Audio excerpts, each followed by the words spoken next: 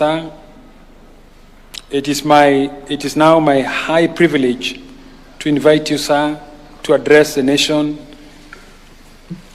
in marking this, the dawn, marking the dawn of the assenting of the two bills. Thank you, sir.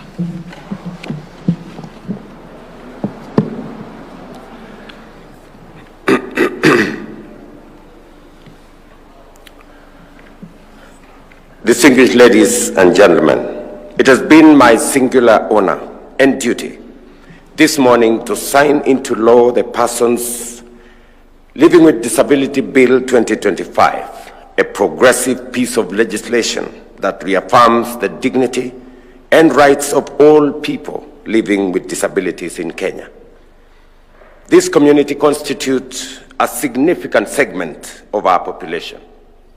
According to the 2019 National Housing and Population Census, the number of individuals with disabilities above the age of 5 stood at just under 1 million, about 2% of our population, while globally, it is estimated that they represent 15% of the world's population.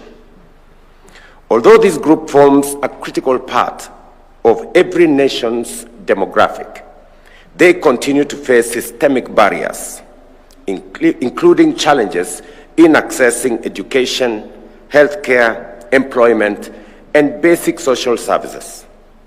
Some of these hurdles are rooted in structural, social, political, and cultural systems.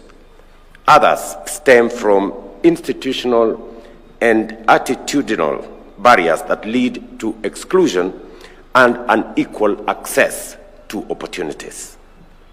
Assenting to the Persons with Disabilities Bill into law, it concludes the long journey of repealing the Persons with Disabilities Act number 14 of 2003 and marks the beginning of a vital progression towards promoting and safeguarding the rights of citizens living with disability.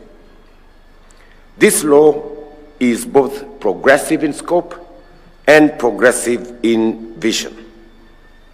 It affirms the rights of persons with disabilities to education, employment, healthcare, political participation, and access to buildings and built environments. It also mandates stronger enforcement mechanisms, clearer accountability, and enhances representation of persons with disabilities in both national and county governance structures. Beyond giving fuller expression to Article 54 of the Constitution, the highlights in the new framework includes a restructured National Council for Persons with Disability, devolution of functions related to persons with disabilities, recognition and support to caregivers, greater access to justice, and enhanced legal frameworks in respect of people living with disabilities, and robust economic safeguards. This includes exemptions and incentives for the benefits of persons living with disabilities to foster greater economic and financial resilience and to mitigate vulnerability.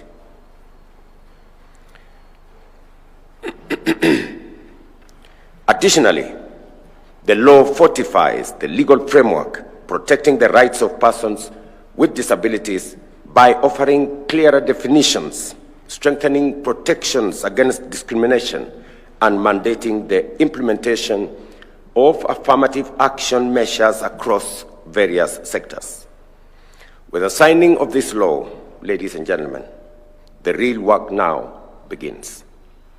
Its full promise cannot be realized by the National Council for Persons Living with Disabilities or the Ministry of Labor and Social Protection alone.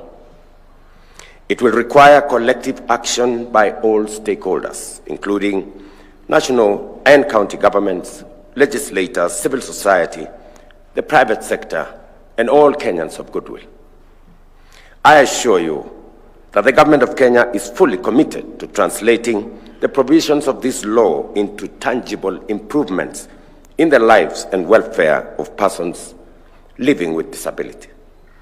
As part of our efforts to strengthen disability inclusion in the public sector, I direct the Public Service Performance Management Unit of the Public Service Commission to reinstate the disability mainstreaming performance indicators in performance contracting.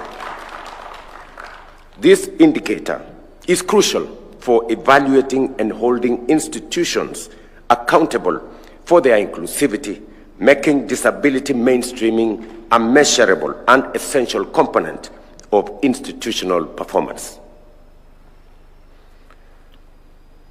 Finally, let me express my gratitude to the Honorable Senator Pamela Asigi. Crystal Asigi, and she's in our midst. Crystal Asigi, congratulations.